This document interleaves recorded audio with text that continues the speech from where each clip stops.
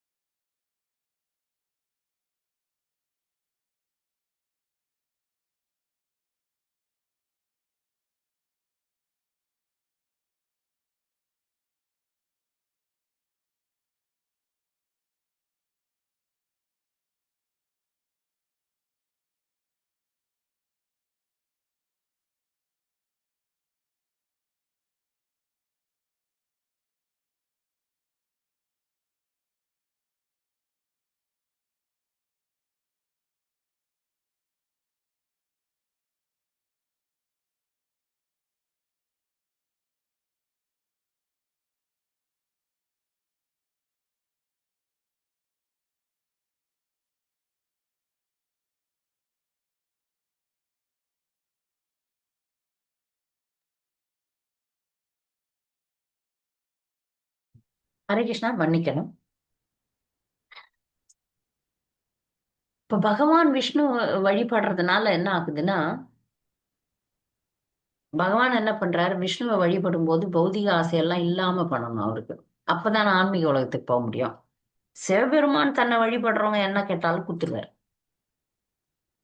ஆனால் வழிபடுபவர்கள் தூய்மையா இருந்து சிவனையே கூட வழிபட்டா கூட சிவன் குருவா இருந்து செயல்படுவார்.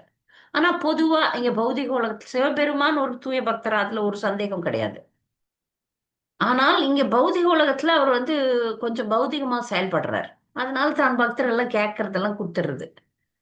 இந்த செல்லம் கொடுக்குறாங்க பாருங்க, அந்த மாதிரி ஒரு பெற்றோரா வச்சுக்கலாம். கண்டிப்பான பெற்றோர் வந்து விஷ்ணு, செல்லம் கொடுக்குறவர் சிவபெருமான். எது கேட்டாலும் கொடுத்துருவாரு. கொடுத்துட்டு அவருக்கும் நல்லதில்லை, வாங்கினவனுக்கும் நல்லதில்லை. அந்த மாதிரி ஒரு ஒரு இக்கட்டான சூழ்நிலை வந்துரும்.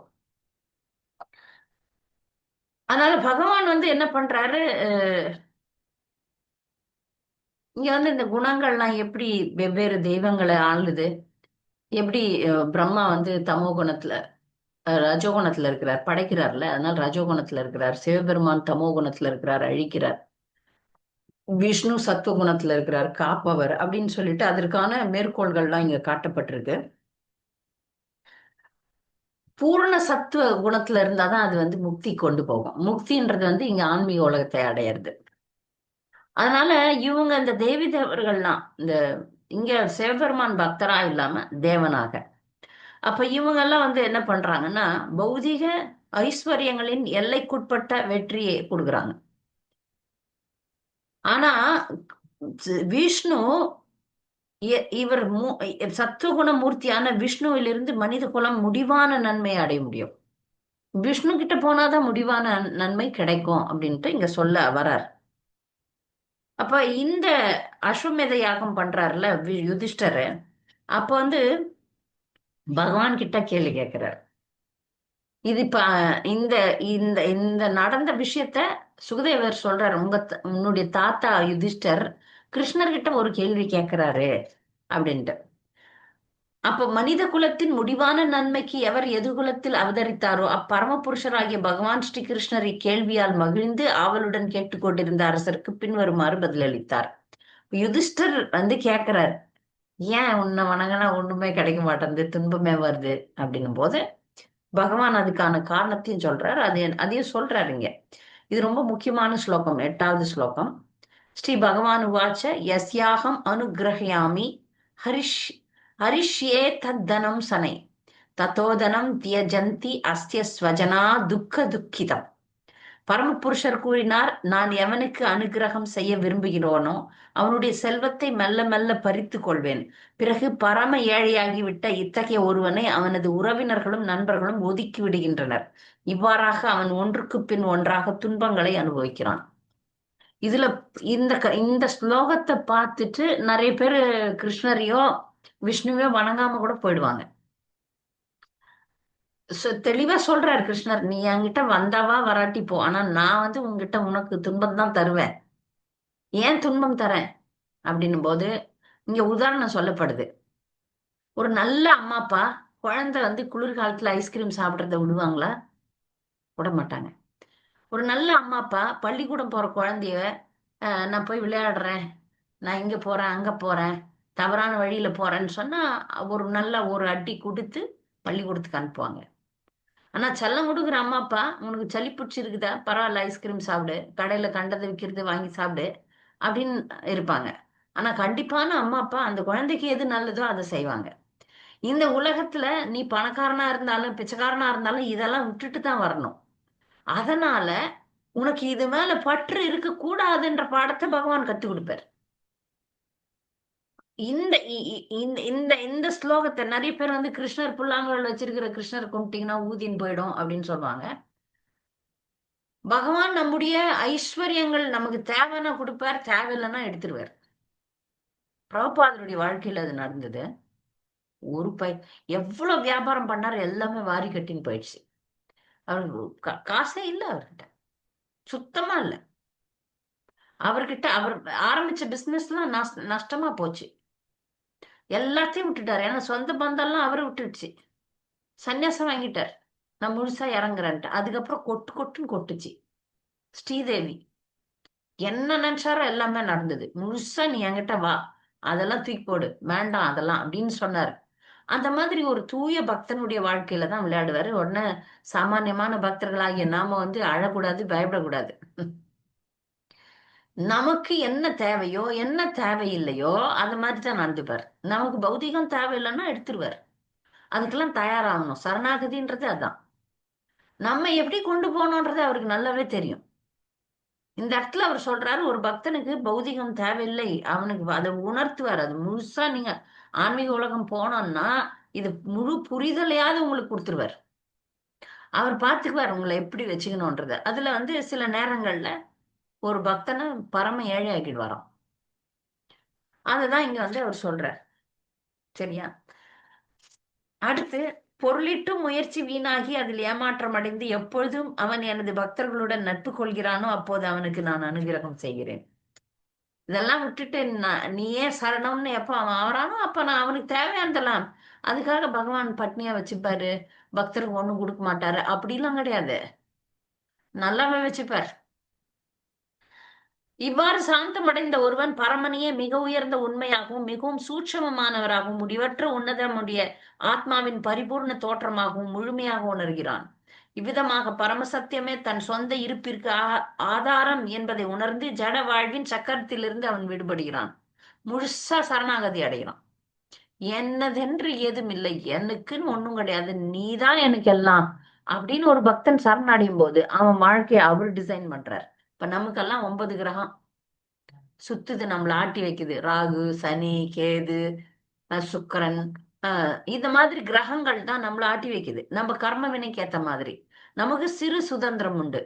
எப்போ ஒரு பக்தர் முழு சரணாகதி கிருஷ்ணர் அடைகிறாரோ அவங்க வாழ்க்கையில நடக்கிற எல்லா விஷயத்தையும் கிருஷ்ண கிரகம் செய்யும்.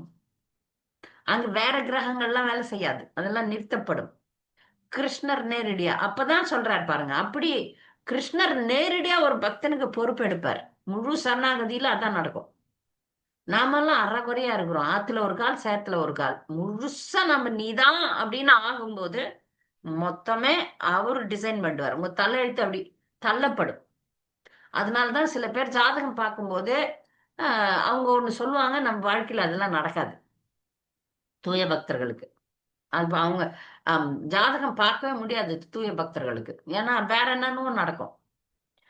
அவர் பகவான் அதை மாத்தி எழுதுவார். அவர் கையில எடுத்துப்பார். அந்த பக்தனுடைய வாழ்க்கையை அவர் எடுத்துப்பார். என்னை வழிபடுவது கடினம் என்பதால் மக்கள் பொதுவாக என்னை தவிர்த்து விட்டு விரைவில் திருப்தி அடையும் பிற மூர்த்திகளை வழிபடுகின்றனர். இம்மூர்த்திகளிடமிருந்து ஐஸ்வர்யங்களை பெறும் மக்கள் இருமாப்பும் தற்பெருமையால் செருக்கும் அடைந்து தங்களுடைய கடமைகளை அலட்சியப்படுத்துகின்றனர். அவர்கள் தங்களுக்கு வரமளித்த தேவர்களையும் அவமதிக்க துணிகின்றனர். அப்படியே சொல்லும்போது சொல்றார், இதனால தான் இப்ப நான் வந்து பணம் காசெல்லாம் கொடுக்க மாட்டேன். அதனால வேற தேவி தேவர்கள் கிட்ட போறாங்க. என்ன விட்டுடுறாங்க. ஆனா மத்த தேவி தேவர்கள் கிட்ட போறவங்களுக்கு இருமாப்பு வருது. நீங்க பாத்தீங்கன்னா எல்லா அசுரர்களும் பிரம்மன் கிட்ட போவாங்க, பிரம்மா கிட்ட போவாங்க, இல்ல சிவபெருமான் கிட்ட போவாங்க. அதனால இருமாப்பு அடைவார்கள். அந்த தேவர்களையும் அவர்களை அலட்சியப்படுத்துறாங்க. அதனாலதான் இப்ப வந்து சுகதேவ கோஸ்வாமி சொல்றாரு, இவங்க பிரம்மா பிரம்மா சிவன் இவங்க எல்லாம் வரம் அளிப்பதில் ரொம்ப வல்லவர்கள். ஆனா பரமபுருஷர் வந்து இந்த மாதிரி கிடையாது. பரமபுருஷர் வரம் கொடுத்தா கூட யோசனை பண்ணி கொடுப்பார். நன்மை அளிக்கும்னா தான் கொடுப்பார். ச்சா.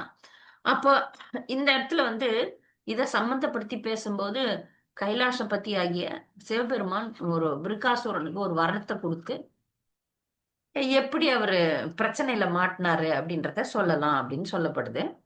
அப்போ ஒரு முறை நாரதர் கிட்ட சகுனின்னு ஒரு அவன் இந்த சகுனியா எந்த சகுனி அந்த சகுனி கிடையாது.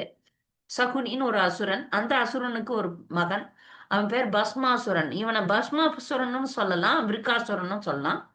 விருகன் அப்படின்னு சொல்றாங்க. அந்த விருக்காசுரன் நாரத முனியை பாக்குறான். பாருங்க, நாரத முனிவர் வந்து அசுரர்களுக்கும் சில நேரத்துல வழிகாட்டுறார்.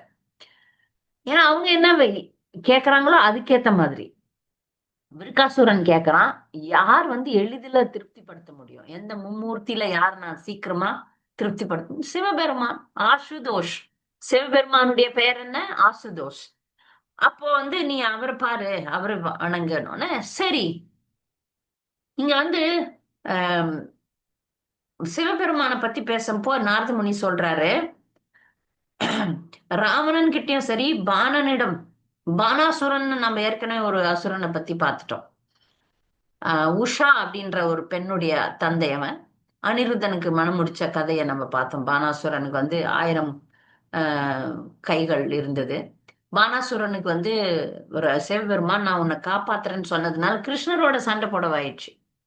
ஏன்னா காப்பாத்துறேன்னு சொன்னீங்க கடவுளுடனே சிவபெருமானுக்கு சண்டை போட வேண்டிய ஒரு நிர்பந்தம் ஏற்பட்டது. ராவணனுக்கும் வரம் கொடுத்தார். ராவணன் பெரிய சிவபக்தன். ஆனா அவன் எவ்வளவு பெரிய அயோக்கியத்தனம் செஞ்சான். அதனால அவன் கொல்லப்பட்டான். இதெல்லாம் அவருக்கு தெரியும். இது மாதிரி ஏதாவது அசுரர்களுக்கு ஏடா கூடமா வரம் கொடுத்துட்டு அவமானப்பட வேண்டிய கதியும் சிவபெருமானுக்கு ஏற்படுது. இப்ப அவர் அந்த மாதிரி ஒரு ஒரு முறை கேதாரிநாத்ல தவம் பண்றான். நாரதர் சொல்லிட்டாரே, அதனால தவம் பண்றான் விருக்காசுரன். எப்படி தவம் பண்றான்னா, அகு வேள்வி நடத்துறான், ஹோமம் நடத்துறான். அந்த ஹோமத்துல தன்னுடைய உடம்பையே வெட்டி வெட்டி போடுறான்.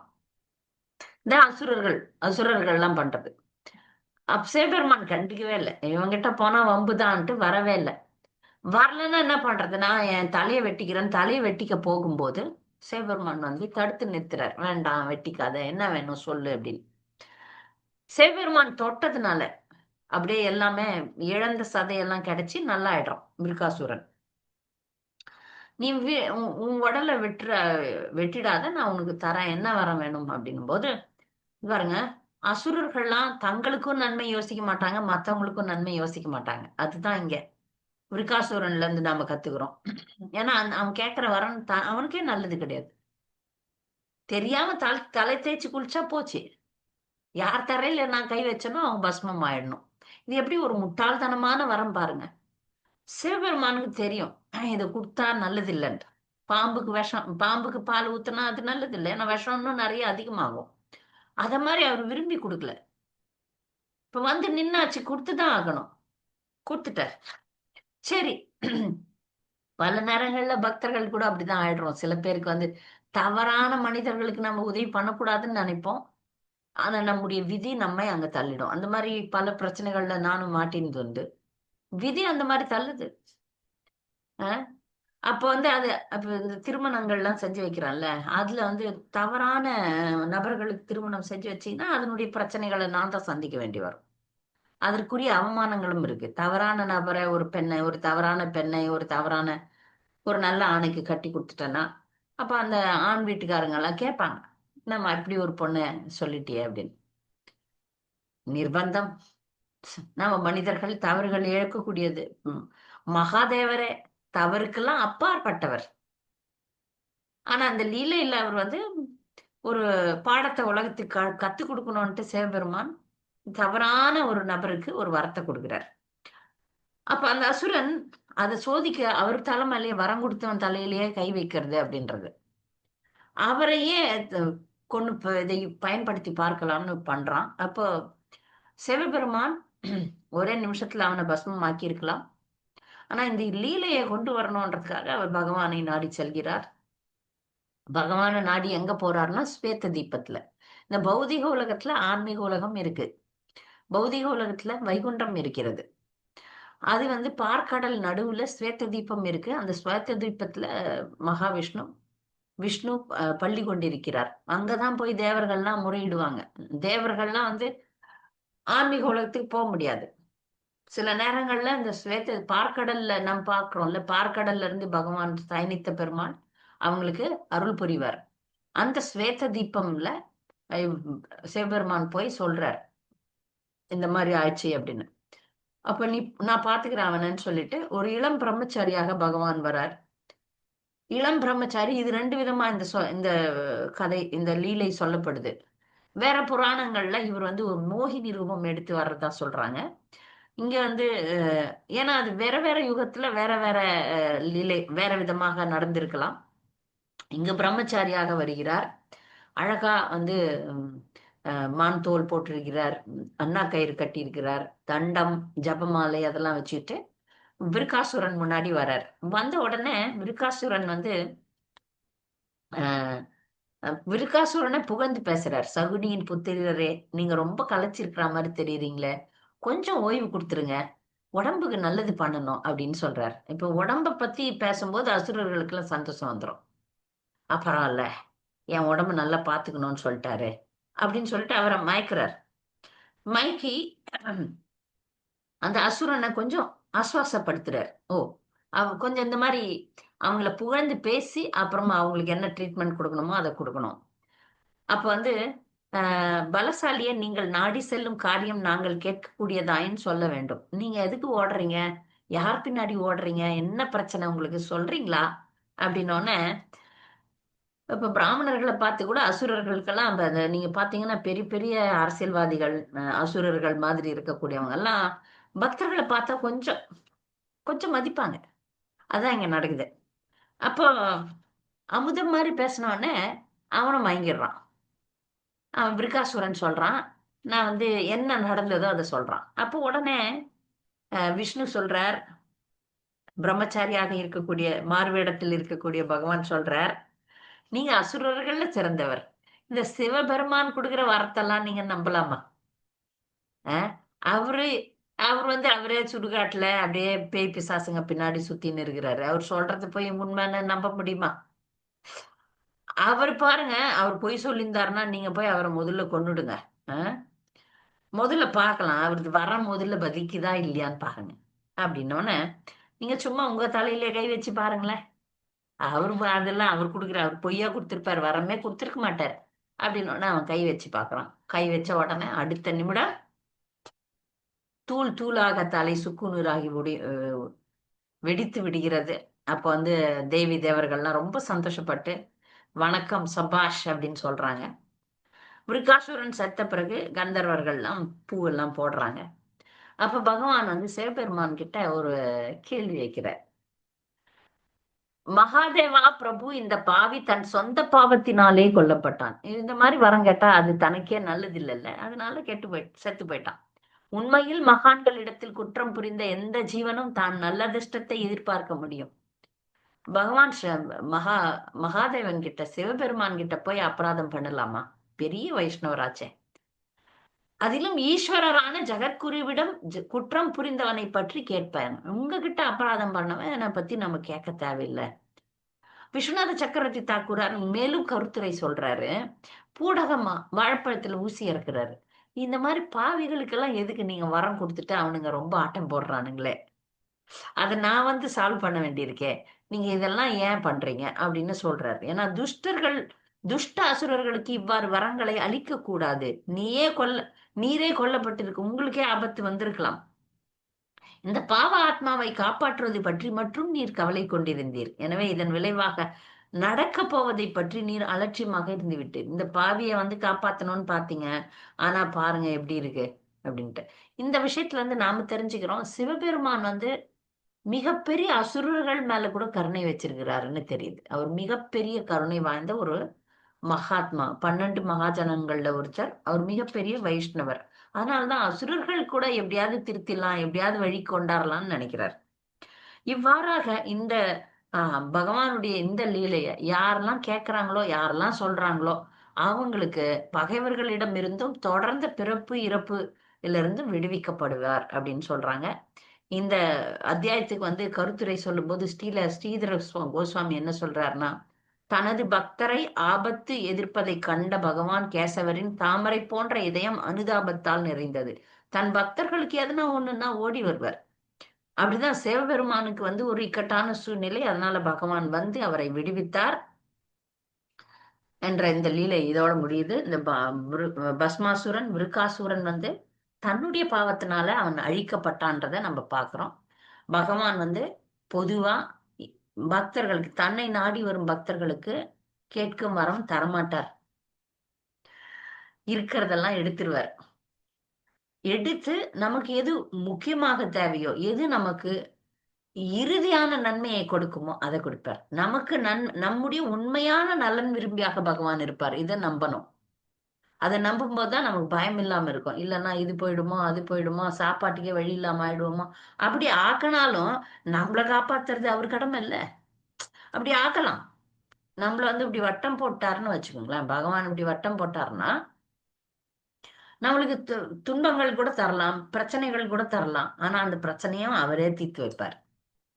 நம்ம எப்படி கொண்டு போனோம் அப்படின்ற ஒரு ரூட் இல்ல, அந்த ரூட் அவர் போடுவார். இந்த இடத்துல வந்து அது அது வந்து ஏழ்மையை கொடுப்பதாக கூட இருக்கலாம். ஏழ்மையை வறுமையை கொடுக்கலாம். ஆனா நம்மளை கொண்டு போய் சேர்க்கிற கடமை அவர்கிட்ட இருக்கு. அதனால அவரை நம்புவோமாக. பயப்பட வேண்டாம். இந்த மாதிரி சொல்லியாச்சு, அனுகிரகயாமி, துன்பத்தையே கொடுக்கிறாரு அனுகிரகத்துல அப்படின்னு நினைக்கலாம். ஆனா அந்த துன்பம் மருந்து போன்றது. அந்த துன்பத்தை நாம் தாங்கினோம் என்றால் அவருடைய அன்புக்கு பாத்திரமாயிடும். அதனால அதை நம்ம வந்து தயாராக இருக்க வேண்டும். அதை வந்து இனிமையாக எடுத்துக்கொள்ள வேண்டும். தூய பக்தர்கள் வந்து இன்பத்தையும் சரி துன்பத்தையும் சரி அவனுடைய அவனுடைய பரிசாக ஏற்றுக்கொள்கிறார்கள். இன்பத்துல அவ்வளவு மயங்கிறது இல்ல, துன்பத்திலையும் அவர்கள் தன்னிலை இழப்பதில்லை. துன்பத்தையும் கடவுளுடைய பரிசாக நினைக்கிறாங்க. துன்பத்தையே வேண்டவங்களும் இருக்கிறாங்க. துன்பமே கிடைச்சா குந்தி மகாராணி மாதிரி இப்பதான் சந்துத்தா சஸ்வத் தத்ர தத்ர ஜெகத்குரோ பவதோ தர்ஷனம் யட்சியாத புனர்பவ தர்ஷனம். ஆபத்துக்கு மேல ஆபத்தா நீ கொடு. ஏன்னா அப்ப ஆபத்துகள் துன்பங்கள் வரும்போது உன்னுடைய திருவடியை நாங்க இருக்கப்பட்டுக் கொள்வோம். அப்ப நீ உன்னை அடிக்கடி பார்ப்போம். உன்னை அடிக்கடி பார்த்தோம்னா இந்த பிறவிக்கு ஏன் வரப்போறோம்? அதனால துன்பங்களே நிறைந்த வாழ்க்கையா கூட இருக்கட்டும். ஆனா உன் நினைவுனால இருக்கணும் நாங்க. அதான் முக்கியம். துன்பத்துல துன்பமே இருக்கட்டும் பரவாயில்ல. ஆனால் அவருடைய நினைவாக இருக்க வைக்கிறார் பாருங்க, அதை கொடுத்து. அது வந்து அவருடைய அனுகிரகம். இது அனுகிரகம்னு எடுத்துக்கணும். பகவான் ஒருத்தர் அப்ப நம்மளெல்லாம் அவர் வட்டம் போட்டு வச்சிருக்க மாட்டார். நம்ம கர்ம வினைப்படி நடக்கிறது. இதுல நம்ம அவர் வந்து நம்ம புள்ளி வைக்கணும் அப்படின்னா அவர் முழு கட்டுப்பாட்டுல நம்மளை எடுப்பார். முழு கட்டுப்பாட்டுல எடுப்பார். முழுசா நம்மள கொண்டு போவார். அதை பத்தி நம்ம கவலையே பட வேண்டாம். அவரையே சரணடைவோம். நல்லது கொடுத்தாலும் சரி, கெட்டது கொடுத்தாலும் சரி, நமக்கு நல்லது வந்தாலும் சரி, கெட்டது வந்தாலும் சரி, இன்பம் வந்தாலும் சரி, துன்பம் வந்தாலும் சரி, அவரையே சரணடையும். யதா ததாவா விததாதோ லம்பட்டோ மத் பிராணநாதஸ்து சையேவனா பரக. இதுதான் நம்ம சம்பிரதாயத்துல சொல்லி கொடுக்கப்பட்டிருக்கிறது. அவரையே நாம் சரணடைவோமாக. ஹரே கிருஷ்ணா. இந்த பாடத்துல ஏதாவது சந்தேகம் இருந்தா கேட்கலாம். ஹரே கிருஷ்ணா மாதாஜி. மாதாஜி, இப்ப வந்து பகவான் தானே மாதாஜி எல்லாருக்கும் தாய் தந்தை, இல்ல சிவபெருமான் பார்வதி, அதை எப்படி மாதாஜி புரிஞ்சுக்கிறது? பகவான் தான் மூலமா. ஆனா இந்த உலகத்தை படிச்சு அந்த உலகத்துல நிறைய பேரை வேலைக்கு வச்சுக்கிறாருல்ல. நீங்க ஒரு பிஸி அம்மா வந்தா உடனே ஒரு ஒரு ஒரு வேலைக்காரியை வச்சு என் குழந்தைய பாத்துக்குங்கன்னு சொல்ல மாட்டீங்க? இப்பெல்லாம் பண்றாங்கல்ல. அந்த மாதிரிதான். நல்ல நல்ல குழந்தைய அவரே பாத்துக்குவாரு. கெட்ட குழந்தைங்களுக்கு எல்லாம் வேலைக்காரியை வச்சிருவாரு. நல்ல குழந்தைங்கள்லாம் அவர் தான் பாத்துனுக்குறாரு ஆன்மீக உலகத்துல. தப்பு பண்ணுதுங்கல்ல, அதுங்களெல்லாம் ஜெயில போட்டு இதுங்களை மேய்ச்சிக்கோ நீ அப்படின்னு சொல்லிட்டு அம்மையப்பனை கொடுத்துட்டார். ஓகே. ஹரே அப்புறம் கிருஷ்ணா இதுல வந்து சொல்லுங்க. மாதாஜி சகுனியுடைய மகன் அந்த விருக்காசூரன்னா சகுனியா சகுனி இல்லன்னு நினைக்கிறேன். மகாபாரதத்துல சகுனின்னு வரும். ஒரு பெயர் இருக்கலாம். அப்ப அவர் வேற இவர் வேற. இருக்கலாம், அப்படிதான் நினைக்கிறேன். ஒருத்தரான்னு நினைக்கல நான். அவங்க அப்பா பேர் ஓகே. சகுனி. ஹரே கிருஷ்ணா மாதாஜி. ம், ம். மாதாஜி சிவபெருமாளோட மனைவிதான் ஜட இயற்கை. ஆமா. போன சாப்டர்ல சொல்லும்போது இந்த ஜட இயற்கை அந்த மாயா சக்தி 2 வகைகள்ல செயல்படுது அப்படின்னு சொன்னீங்க. அந்த 2 வகைகள் எப்படி மாதாஜி செயல்படுது? ஒண்ணு வந்து தூக்கி அடிக்கும். தூக்கி அடிக்கும்னா உங்களை கிருஷ்ணர் கிட்ட இருந்து தூக்கி வீசி எறிதல் அப்படின்னு. பகவான் பக்கமே வரமாட்டேங்கிறீங்க, அது ஒண்ணு. இன்னொன்னு வந்து உங்க கண்ணை மறைச்சிடுறது, மூடுதல். உண்மையில இருந்து, ஆன்மீக வாழ்க்கையில இருந்து, கிருஷ்ணர்ல இருந்து உங்களை மறைச்சிரும். ரெண்டுமே ஒண்ணுதானுங்க மாதாஜி. அப்போ 2 செயலுமே ஒன்னாதான் நடக்கிற மாதிரி இருக்கு. ஒன்னா பகவான் கிட்ட தள்ளி வீசி விடுறதும் மறைக்கிறதும் ஒன்னாதானே மாதாஜி வரும். ஒரு மாதிரியா கூட எடுத்துக்கலாம். அதுலயும் சில நம்ம கிட்ட கூட போலாம், பகவான் கிட்ட போலாம், ஆனா அவர் தெரிய மாட்டார்.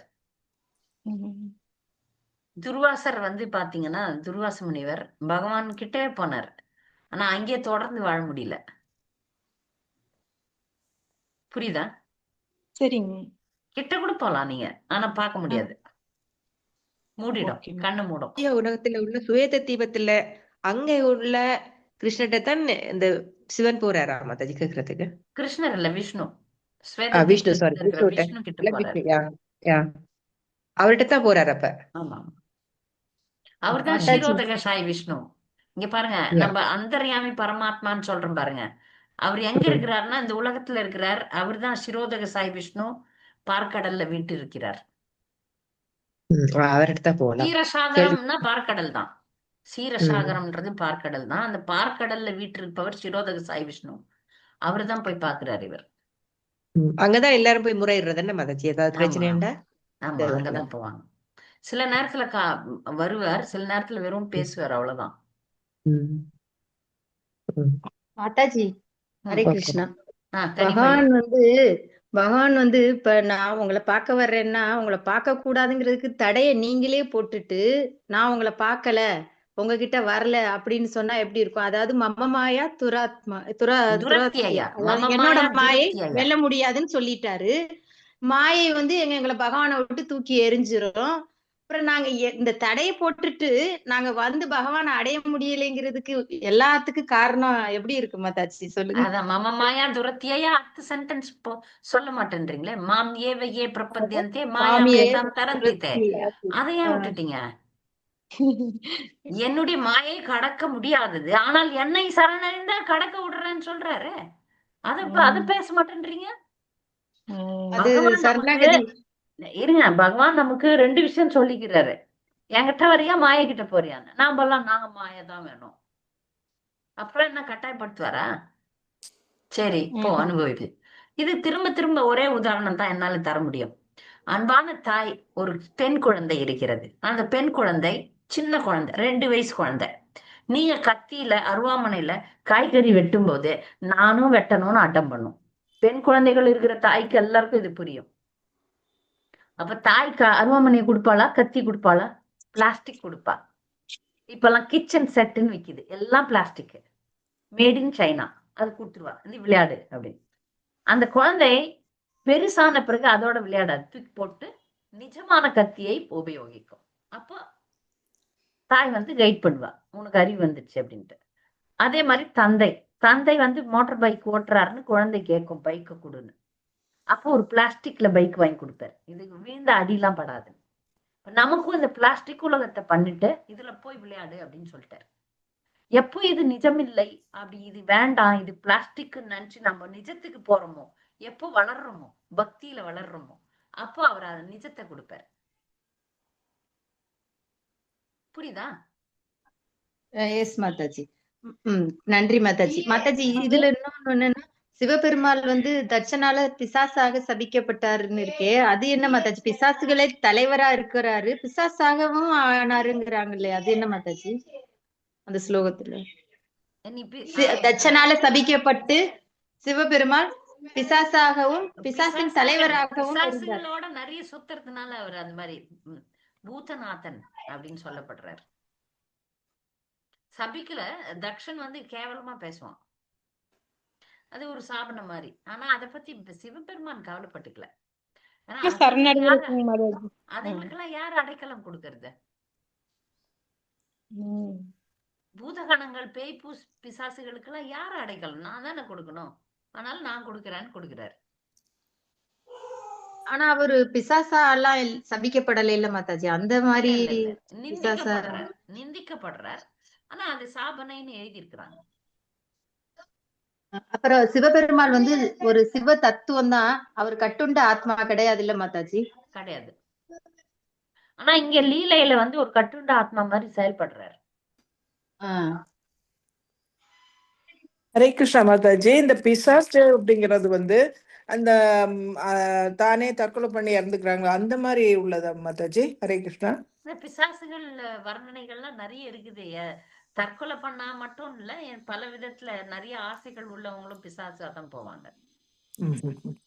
நிறைய ஆசைகள், பௌதிக ஆசை உள்ளவங்களுக்கு அடுத்த உடல் தரப்படாது. பாவங்கள் நிறைய பண்ணவங்களுக்கும் அடுத்த உடல் தரப்படாது.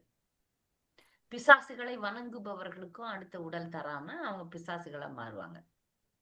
அவங்களுக்கு வந்து நற்கதி கிடைக்குமா? அப்போ அவங்க பழையபடி வருவாங்களா? அப்படி யாருன்னா பக்தர்களுடைய சங்கம் கிடைச்சி எதனா பண்ணா கிடைக்கலாம். ஹரே கிருஷ்ணா. அதான் அவர் நான் காப்பாத்துறேன்னு அவர் முயற்சி பண்றாரு. சிவபெருமான் அந்த முயற்சியில தான் ஈடுபடுத்தின்னு இருக்கிறார். சரி, இதுங்களெல்லாம் நான் எப்படியாவது காப்பாத்துறேன்னு முயற்சி பண்ணிட்டே இருக்கிறார். ஹரே கிருஷ்ணா மாதாஜி. ஒவ்வொரு ஜீவன்களுக்கும் பரமாத்மா உள்ள இருக்கவர் தான் சீரோ சாய் விஷ்ணு மாதாஜி. ஆமா, 4 கரங்களையுடைய சிரோதக சாய் விஷ்ணு தான் பரமாத்மா.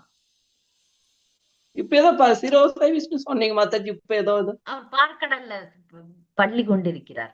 இந்த உலகத்துல பரமாத்மாவா இருக்கிறவர் அவர்தான். அவர்தான் எல்லாருடைய இதயத்திலயும் இருக்கிறார். இந்த உலகத்தையும் அவர்தான் காப்பாத்துறார். Hare Krishna. Thank you Mataji. Okay Mataji. Thank you Mataji. சூப்பரா இருந்தது மாதாஜி. நிறைய இன்னைக்கு நிறைய நல்லா கேட்டேன். ரொம்ப சந்தோஷம். எனக்கு கேள்வி கேட்கலாம் தெரியல, ஆனா எல்லாம் மனசுல ஆச்சு. எல்லாம் எனக்கு மனசுல எல்லாம் ஆறுது. ஆனா எனக்கு இவாள மாதிரி சின்னவா மாதிரி எனக்கு கேள்வி கேட்க தெரியல மாதாஜி. மகேஸ்வரி மாதாஜி கேளுங்க. மாதாஜி, பகவான வந்து சரணடையணும் அப்படிங்கறதுக்கு சிவபெருமான் வந்து சதா சர்வ காலமும் பகவானையே தியானிக்க கூடியவர்.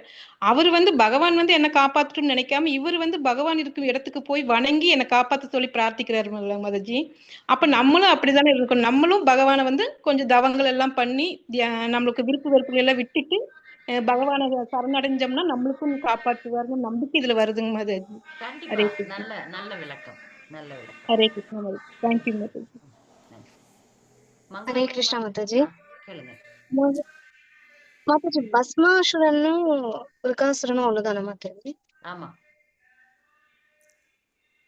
மாதாஜி. ஆனா அதுல அந்த ஸ்டோரியில வந்து விஷ்ணு வந்து மோகினியா ஒரு பெண்ணா வந்துதான் நடனம் ஆடி இது பண்ணுவாங்கன்னு சொல்லுவாங்க. இப்ப வந்து பல புராணங்கள் இருக்கு. விஷ்ணு புராணம் இருக்கலாம், இல்ல பல யுகங்கள்ல வேற யுகங்கள்ல இதே மாதிரி ஒரு மென்டாலிட்டி உள்ள ஒரு அசுரன், இந்த மனப்பாங்கு உள்ள ஒரு அசுரன் வந்திருக்கலாம். அதே மாதிரி செயலை செஞ்சிருக்கலாம். அந்த லீலையில அவர் வந்து மோகினியா வரார், இந்த லீலையில பிரம்மச்சாரியா வரார். Okay, thank you Mataji. ஹரே கிருஷ்ணா. பக்தர்களுக்கு மிக்க நன்றி. நாளைக்கு வகுப்பு இருக்கு, கண்டிப்பாக வரணும். ஞாயிற்றுக்கிழமை.